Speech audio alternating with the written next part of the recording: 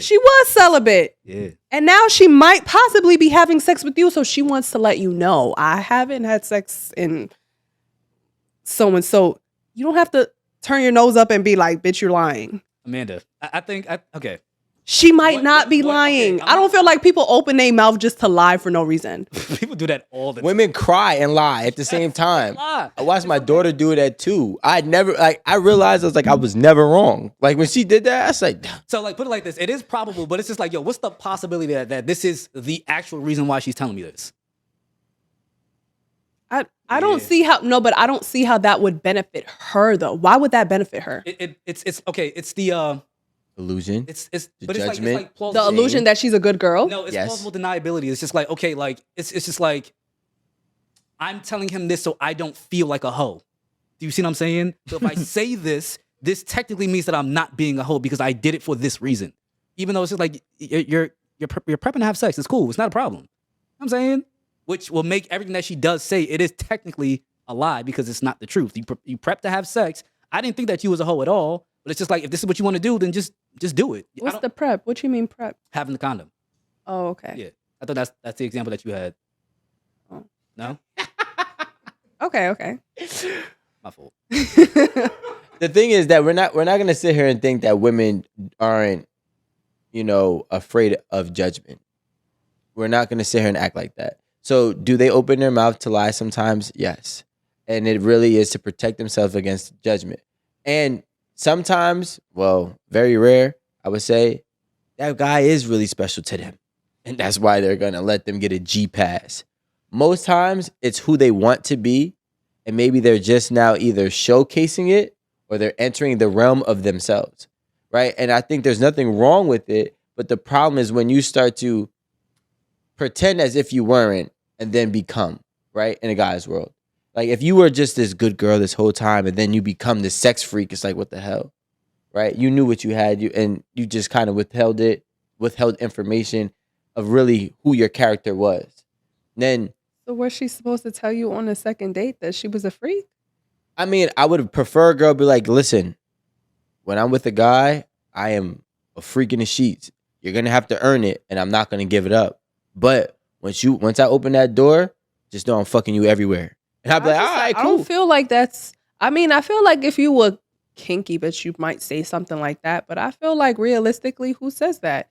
You'll just find out when you actually have sex with her. No, but what I mean by freak, I'm not talking about like freak, because every girl thinks they're a freak and they're really not, right? Let's make sure we understand. You're talking about like real kink. I'm talking not even kink. I'm talking about like she gets busy. She's you can tell she's experienced. Like she knows how to ride. Okay, so you're talking about how she presents versus who she really is. Exactly. Okay, got you. Right? So like, I don't care who you are. If you never drove a car, you cannot drive a Lamborghini, right?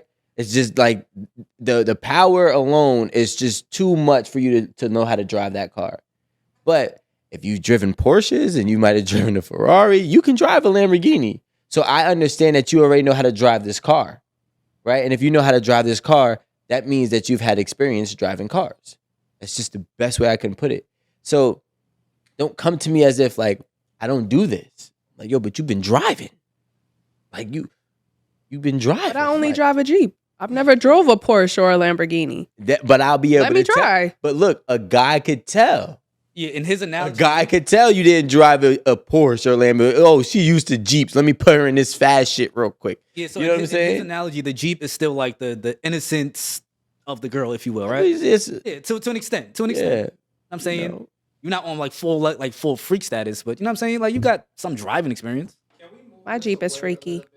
Don't film this yet. I want to make sure I got the question right. So it's like, how do dudes end up dealing with certain women that they probably only wanted to sleep with but ended up being with? Okay. So I have a theory on that. I'm going to ask the question one more time just to make sure I got it. All right. So how do men end up dealing with women that they only want to sleep with and then end up being with them? Personally, I think that men that end up with women like that is because those women address the fundamental bottom line needs of what men want. And let's call a spade a spade. Most times that's sex. It is what it is. You see what I'm saying? So it's just like, and I'm speaking from experience myself. I've been in relationships where sex was held over my head. You see what I'm saying? I wasn't happy there. And situations like that, I tended to leave. That's just what it is. But if there is a woman that now addresses the bottom line of me, it's a lot easier to stick around because I don't have to worry about that. Does that make sense? Yeah, except for I don't all the way agree with you in terms of the analogy or the question, right, at hand. A lot of times when a man goes in like, hey, I'm just gonna smash and I'm a dash, right? And then a girl might have the ideology like, okay, when he comes through and I give him this, he gonna stay, right? I think sometimes those men and women that end up in that relationship, they just both met their match and they respect the game. And it's like, wow, you're really good at what you do. Oh, wow, you're really good at what you do. And it's an admiration that happens within the both of you. I've been in that position, right? So it's like, I can't believe that I'm still here, but yet I'm still here because I'm really looking in the mirror. And that's what it is. Like that guy and that girl, maybe she was fast and maybe he was fast, but now they both were able to identify that they're both fast people and they really, really understand each other's character and the abilities of their characteristics. So then sometimes people don't know how much they love themselves until they look at it in somebody else. So they're like, as a guy, like, I'm loving you because you represent what I represent, even though I don't want that, right? And that's how that whole situation starts from, smashing on a 1 day or 2 day or 3 day, and it ends up into a year relationship. And a lot of, bad things happen and it becomes toxic realistically because you're dealing with things that were already within you that is now being presented to you through somebody else because that person is the same as you. So it's like, you're not checking on me if I'm good. In fact, you're giving me space. What? I've been longing for space. Been longing for space. So I think, Rick, right? So now because you're giving me space, I'm thinking that you're the perfect match. Because I've always wanted space. But I didn't need space. I wanted space. Now I'm getting space. But I'm only getting space because you wanted space too. And I'm giving you space. And we're both still staying in that same negative, I don't want to say negative, but we're both still staying at that same, method and ideology of doing things that keep us the way that we are rather than elevating us. What you do need is somebody to stop and check on you and say, hey, how are you? You might need a little bit of smothering because you tend to get out of hand when you have too much free time.